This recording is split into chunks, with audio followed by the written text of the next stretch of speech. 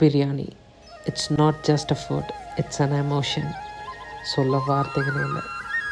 Hello everyone, welcome back to chef Habib YouTube channel. Biryani ரிலேட்டடாக நிறைய videos நம்ம அப்லோட் பண்ணியிருக்கோம்.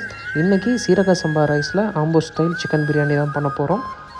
சிக்கன் பிரியாணி அப்படிங்கிறனால சீரக சம்பா அரிசியை ஃபர்ஸ்ட்டே நம்ம ஊற வைக்க போகிறோம். நல்லா அரிசியை ஒரு தடவை கழுவிட்டு அதுக்கப்புறம் தண்ணி ஃபுல்லாக ஊற்றி வச்சிடலாம். First refined oil and ghee ரெண்டும் மிக்ஸ் பண்ணி 1/2 லிட்டர் எடுத்துக்கலாம். ஸ்டெப் பை ஸ்டெப் இந்த வீடியோவில் எப்படி பண்ணுறதுங்கிறத நம்ம பார்க்கலாம். எக்ஸாக்டாக நான் கொடுக்குற மெஷர்மெண்ட்டில் வீட்டில் செஞ்சு பாருங்கள். ஆயில் அண்ட் கீ சூடானதுக்கப்புறம் பட்டை கிராம்பு ஏலக்காய் போட போகிறோம்.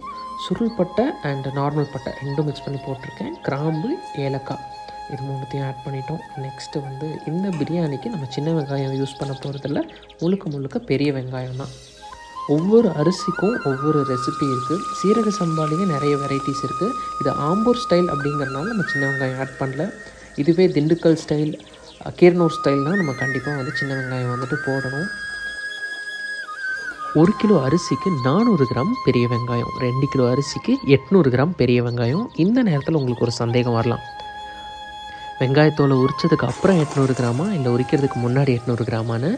உரிச்சதுக்கு அப்புறமேட்டு பார்க்கணுன்னு அவசியம் கிடையாது. உரிக்கிறதுக்கு முன்னாடி 800 கிராம் எடுத்துக்கோங்க. சமையலை பொறுத்த வரைக்கும் நம்ம என்றைக்குமே அவசரப்படவே கூடாது, நிதானமாக பண்ணணும். இப்போ இந்த ஆனியன் ஃப்ரை ஆகிறதுல தான் இந்த பிரியாணியோட ஒட்டுமொத்த டேஸ்ட்டே இருக்குன்னு சொன்னால் நீங்கள் நம்புவீங்களா? இப்போ பார்த்தீங்களா கோல்டன் ப்ரௌனில் எவ்வளோ அழகாக ஃப்ரை ஆகிருக்குன்னு. இந்த டைமில் ஜிஞ்சர் கார்லிக் பேஸ்ட் நம்ம ஆட் பண்ண போகிறோம். 1 கிலோவுக்கு 100 gram ginger, 100 gram garlic. So 2 கிலோவுக்கு பார்த்திங்கன்னா டோட்டலாக நம்ம 400 கிராம்ஸ் இஞ்சி பூண்டு பேஸ்ட்டு போட்டிருக்கோம். மிளகாத்தூள் 1 கிலோவுக்கு 10 கிராம், அப்போ 2 கிலோவுக்கு 20 கிராம் நம்ம மிளகாத்தூள் சேர்த்துருக்கோம். மோஸ்ட்லி நிறைய ரெஸ்டாரண்ட்ஸில் பிரியாணி செய்கிறதுக்கு கலர் பவுடர் யூஸ் பண்ணுறாங்க. இந்த மாதிரி பண்ணிங்க அப்படின்னா உங்களுக்கு நேச்சுரலாகவே பிரியாணியோட கலர் சூப்பராக இருக்கும், ப்ளசண்ட்டாக இருக்கும் பார்க்குறதுக்கு. இஞ்சி பூண்டு பேஸ்ட்டு போட்டதுக்கப்புறம் ஒரு மனம் வரும் பாருங்கள், அது எல்லாருக்குமே ரொம்ப பிடிக்கும். ஆனால் ஒரு விஷயங்க, கொஞ்சம் விட்டால் சட்டிக்கும் பிடிச்சிரும். ஸோ கேர்ஃபுல்லாக பண்ணுங்கள். அடுத்தபடியாக பிரியாணிக்கு இன்னும் மனம் சேர்க்கக்கூடிய மல்லி புதினாவை தான் நம்ம ஆட் பண்ண போகிறோம். 2 கிலோவுக்கு 1 ஹேண்ட்ஃபுல் மல்லி, 1 ஹேண்ட்ஃபுல் புதினா, கூடவே பச்சை மிளகா. 1 கிலோவுக்கு 5 பச்சை மிளகா, 2 கிலோவுக்கு 10 பச்சை மிளகா ஆட் பண்ணிக்கலாம். ஆக்சுவலி ஒவ்வொரு பொருளையும் நம்ம அந்தந்த டைமில் போடுறது ரொம்ப முக்கியங்க. ஏன்னா இந்த ஸ்டேஜில் நம்ம ஏன் மல்லி புதினா போடுறோம் அப்படின்னு பார்த்தீங்கன்னா, உங்களுக்கு சாப்பிட்டு முடிச்சதுக்கப்புறம் மல்லி புதினாவோட டிஸ்டர்பன்ஸே இருக்காது. என்னென்னா இது ஆயிலோடு சேர்ந்து ஃப்ரை ஆயிரும். அப்போ நீங்கள் சாப்பிட்றப்போ உங்களுக்கு மல்லி புதினா இலையிலையே இருக்காது. மசாலாவோடு சேர்ந்து நல்லா குக் ஆகிறப்போ உங்களுக்கு அதோட டேஸ்ட்டும் அரோமாவும் கிடைக்கும். அட் த சேம் டைம் உங்களுக்கு எந்த டிஸ்டர்பன்ஸும் இல்லாமல் இருக்கும். அடுத்தபடியாக நம்ம தக்காளி சேர்த்துடலாம். தக்காளி நாட்டு தக்காளி யூஸ் பண்ணிக்கோங்க பிரியாணியை பொறுத்த வரைக்கும். 600 கிராம் தக்காளி சேர்த்துக்கலாம். நல்லா கவனித்து பார்த்தீங்கன்னா நம்ம பிரியாணிக்கு யூஸ் பண்ணுற ஒவ்வொரு பொருளும் எவ்வளோ கலர்ஃபுல்லாக இருக்குது பார்த்தீங்களா? பச்சை மிளகா, கொத்தமல்லி, புதினாலாம் க்ரீன் கலரில் அப்படியே கண்ணுக்கு பார்க்குறதுக்கே சூப்பராக இருக்குது. தக்காளி ரெட் கலரில் அட்ராக்டிவாக இருக்குது. தேவையான அளவு உப்பு அப்படின்னு சொல்லிட்டா, உப்பு போடுறது எவ்வளோன்னு தெரியாமல் தான் நாங்களே வீடியோ பார்க்குறோம். அப்புறம் நீங்கள் தேவையான அளவு உப்புன்னு போட்டிங்கன்னா எப்படிங்க அப்படிங்கிற கன்ஃபியூஷன் உங்களுக்கு வரலாம். ஸோ 1 கிலோவுக்கு 45 கிராம் உப்பு, 2 கிலோவுக்கு 90 கிராம். அண்ட் இன்னொரு விஷயம் நீங்கள் நல்லா கவனிக்கணும், நம்ம அரிசியை டைரெக்டாக போட போகிறோம், பாயில் பண்ணி போட போகிறது கிடையாது. ஸோ அதனால தான் இங்கே 45 கிராம். நெக்ஸ்ட்டு நம்ம புளிப்புக்கு தயிர் சேர்க்குறோம். புளிப்புக்கு தக்காளி தயிர் ரொம்ப முக்கியம். 1 கிலோ அரிசிக்கு 250 ml தயிர், 2 கிலோ அரிசிக்கு 500 ml நம்ம தயிர் ஊற்றிக்கிறோம். பிரியாணியோட பேஸ் மசாலா இது தான். இந்த ரெசிப்பியை தான் மோஸ்ட்லி நிறைய ஹோட்டல்ஸில் ஃபாலோ பண்ணுவாங்க. அண்ட் ஒரு விஷயம் நீங்கள் யோசிச்சிருக்கீங்களா, 5 ஸ்டார் ஹோட்டல்ஸ்லாம் நம்ம சிக்கன் பிரியாணி கேட்டாலும் கொடுக்குறாங்க, மட்டன் பிரியாணி கேட்டாலும் கொடுக்குறாங்க, ப்ரான் பிரியாணி கேட்டாலும் கொடுக்குறாங்க. எப்படின்னு யோசிச்சிருக்கீங்களா? இந்த மாதிரி பேஸ் மசாலா அவங்க பல்காக ரெடி பண்ணி வச்சுருவாங்க. நீங்கள் என்ன பிரியாணி கேட்டாலும் இந்த மசாலா போட்டு அது கூட ஃப்ரெஷ்ஷாக கொஞ்சம் மல்லி, புதினா, கர்ட் அண்ட் மீட்டை போட்டு சாட்டே பண்ணி நல்லா கீ போட்டு உங்களுக்கு ப்ரெசென்ட் பண்ணிடுவாங்க. ஸோ இப்படி தான் 5 ஸ்டார் ஹோட்டல்ஸ்லாம் சர்வ் பண்ணுறாங்க.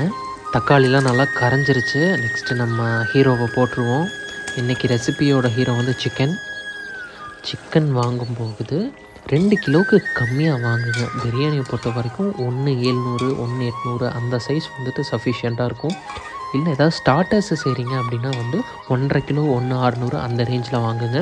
எண்ணெய் பிரிகிற அளவுக்கு நம்ம நல்லா மிக்ஸ் பண்ணி விட்டுட்டோம். இப்போ சிக்கனில் நல்லா மசாலா பிடிச்சிருக்கோம். பிராய்லர் சிக்கனை பொறுத்த வரைக்கும் உங்களுக்கு குக்கிங் டைம் ரொம்ப நேரம்லாம் எடுக்காதுங்க.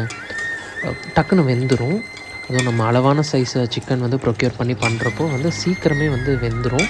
அடுத்தபடியாக நம்ம வந்துட்டு தண்ணி ஊற்ற போகிறோம். இப்போ பார்த்திங்களா நல்லா எண்ணெய் பிரிஞ்சு பார்க்குறதுக்கே எவ்வளோ அட்ராக்டிவாக இருக்குன்னு. கலர் பவுடர்லாம் எதுவுமே நம்ம யூஸ் பண்ண கிடையாது. நம்ம நெக்ஸ்ட் வந்து தண்ணி ஊற்றிடலாம். 1 கிலோ சீரக சம்பா அரிசி, நல்ல பழைய அரிசி அப்படின்னா வந்து 1 கிலோ அரிசிக்கு 1.25 லிட்டர் தண்ணி ஊற்றிக்கலாம். 2 கிலோ அரிசிக்கு 3.5 லிட்டர் தண்ணி ஊற்றிக்கலாம்.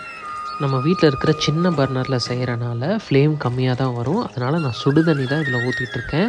வாட்டர் மெஷர்மெண்ட்டு ரொம்ப முக்கியங்க. 2 கிலோவுக்கு நம்ம 3.5 லிட்டர் ஊற்றுறோம். இதுவே 10 கிலோ அப்படின்னா 1 கிலோ அரிசிக்கு 1.5 லிட்டர் தண்ணியே வந்து போதுமானதாக இருக்கும். தண்ணி ஊற்றியாச்சு. நல்லா ஒரு மிக்ஸ் பண்ணி விட்டுட்டு மூடி போட்டுற வேண்டியது தான். வெளியில் ஆவி வருது பார்த்திங்களா, நல்லா கொதிக்க ஆரம்பிச்சிருச்சு. இப்போ நம்ம ஓப்பன் பண்ணி மசாலா டேஸ்ட் பண்ணிவிட்டு அரிசி போட்டுற வேண்டியது தான். நல்லா குபு குபுன்னு கொதிக்குது. சிக்கன் பிரியாணியை பொறுத்த வரைக்கும் ஒரு கொதி கொதித்தாலே போதும். ஏன்னா சீக்கிரமே வந்துட்டு கறி வெந்துடும். நம்ம அரிசியை வந்து வாட்டர்லேருந்து ஃபில்டர் பண்ணி வச்சுருக்கோம். நெக்ஸ்ட்டு நம்ம ரைஸை போட்டுடலாம். அரிசி போடும்போது எப்போவுமே ஞாபகம் வச்சுக்கோங்க, நல்லா மசாலா கொதிக்கணும். அப்போ தான் இந்த தம் ப்ராசஸ் பர்ஃபெக்டாக நடக்கும். நிறைய பேருக்கு பிரியாணி தம் போடுறதுல தான் நிறைய சந்தேகங்கள் இருக்குது. இந்த ப்ராசஸை நல்லா பார்த்துக்கோங்க. இதே மாதிரி பண்ணுங்கள். கொஞ்சம் கூட அடிப்பிடிக்காமல் அரிசி நல்லா குக்காகி சூப்பராக இருக்கும் உங்களுக்கு. ஒரு 30 செகண்ட்ஸ் கேப் விட்டு மிக்ஸ் பண்ணிகிட்டே இருங்க. ரொம்ப விட்டிங்கன்னா கீழே அரிசியெல்லாம் போய் ஒரு இடத்துல உட்காந்துரும், அப்புறம் அடி பிடிச்சிரும். ஸோ அதனால் ஒரு 30 செகண்ட்ஸ் விட்டுட்டு மிக்ஸ் பண்ணி விட்டுட்டே இருங்க. அண்ட் ஒரு விஷயம் எல்லோரும் நோட் பண்ணிங்களான்னு தெரியல, நம்ம இந்த பிரியாணிக்கு புளிப்புக்கு லெமன் சேர்க்கவே இல்லை. எதனால் அப்படின்னு பார்த்தீங்கன்னா, தயிர்லேயும் தக்காளிகள்லேயும் நல்ல புளிப்பு இருந்தனால நம்ம லெமன் சேர்க்கலை. அது மசாலா பார்க்குறப்போ உங்களுக்கு தெரிஞ்சிடும். உப்பு, புளிப்பு, காரம் இது எல்லாமே நல்லா சுல்லுன்னு இருக்குன்ற பட்சத்தில் நீங்கள் லெமன் வேணும்னா போட்டுக்கலாம், வேணாட்டி அவாய்ட் பண்ணிக்கலாம். இப்போ நல்லா அரிசி வந்துட்டு தண்ணியோடு சேர்ந்து கொதிச்சு வந்துட்டுருக்கு. ஸோ இப்போ பார்த்தீங்கனாலே தெரியும், ஃபஸ்ட்டு போட்டிருந்த அரிசி வந்து இப்போ நல்லா உபரியாகி கொஞ்சம் பெருசாகி வந்துருக்கு பார்த்தீங்களா. இந்த ஸ்டேஜில் நம்ம வந்துட்டு தம் போட்டுடலாம். பக்கத்துலேயே நான் வந்து தோசைக்கல் வச்சுருக்கேன். தோசைக்கல்லில் வந்துட்டு இந்த சட்டியை தூக்கி மேலே வச்சு அதுக்கு மேலே நம்ம வந்து வெயிட்டுக்கு வந்து கொஞ்சம் சுடு தண்ணி வச்சிடலாம். இதுதான் நம்ம பண்ண போகிற தம் ப்ராசஸ். ஃபைனலாக நான் கொஞ்சம் வாட்டர் ஆட் பண்ணுறேன். எக்ஸாக்டாக நான் இந்த பிரியாணிக்கு 3.5 லிட்டர் வாட்டர் ஆட் பண்ணியிருக்கேன். இப்போ சிம்மில் வந்துட்டு தோசைக்கல் இருக்குது, அதுக்கு மேலே பிரியாணி சட்டிக்கு மேலே சுடு தண்ணி வச்சு வெயிட் வச்சாச்சு. 30 மினிட்ஸ்க்கு அப்புறம் தரமான பிரியாணி ரெடி டு சர்வ். மூடியை எடுத்தோன்னே இந்த பிரியாணியை பார்க்கும்போதே உங்களுக்கு தெரியும் எவ்வளோ பர்ஃபெக்டாக குக் ஆகிருக்குன்னு. மேலே ஒரு சொட்டு தண்ணி கிடையாது. கீழே நம்ம கரண்டியை பொறுமையாக விட்டு மேலே திருப்பி விட்டுறோம். ரைஸ் எல்லாமே நல்லா குக் ஆகிருக்கு, நமக்கு பார்க்குறப்பவே தெரிஞ்சிடும். சீரக சம்பா அரிசியை பொறுத்த வரைக்கும் அரிசி உடையுங்கிற பயம் நமக்கு தேவை கிடையாது. நல்லா கீழே இருந்து நம்ம வந்து மிக்ஸ் பண்ணி விட்டுக்கலாம். சிக்கனுமே பார்த்திங்கன்னா வந்துட்டு பீஸ் எல்லாம் எதுவுமே உடஞ்சிருக்காது. லெக் பீஸ் உங்களுக்கு பாருங்கள் முழுசாக தான் இருக்குது. நான் உங்களுக்கு எடுத்து காட்டுறேன். ஒரு தடவை இந்த ரெசிபி நீங்கள் ட்ரை பண்ணி பார்த்துட்டு மறக்காமல் எனக்கு எப்படி இருந்துச்சுங்கிறத கமெண்ட்ஸில் சொல்லுங்கள். ஸோ இனிமேல் பிரியாணி செய்யும்போது பதட்டப்படாமல் பயம் இல்லாமல் இந்த வீடியோவை பார்த்து பக்குவமாக பிரியாணியை பிரமாதமாக பண்ணிடுங்க. இந்த வீடியோ உங்களுக்கு பிடிச்சிருந்ததுன்னா மறக்காமல் நம்ம சேனலை சப்ஸ்கிரைப் பண்ணிவிட்டு உங்கள் ஃப்ரெண்ட்ஸ் அண்ட் ஃபேமிலிக்கு ஷேர் பண்ணி விடுங்க. தேங்க்ஸ் ஃபார் வாட்சிங்.